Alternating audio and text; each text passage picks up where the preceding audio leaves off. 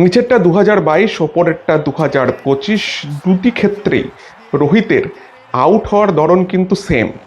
দুটো ক্ষেত্রেই হ্যারিস রাউফ এবং জোস হ্যাজেলউডের বাউন্স ট্যাকেল করতে বিফল হয়েছে রোহিত।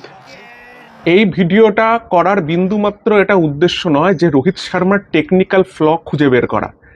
এই ধরনের আউট এর আগে বহু ব্যাটসম্যান হয়েছে এবং আমি এটাই দেখানোর চেষ্টা করেছি যে রোহিত কিন্তু 2022 টি-20 ওয়ার্ল্ড কাপে এরকমভাবে আউট হওয়ার পরও নেক্সট 2-3 বছর বেশ ফ্লুয়েন্টলি রান করেছে। এই ধরনের একটু বাউন্সি বল যে কোনো ব্যাটসম্যানকে সমস্যায় ফেলতে পারে।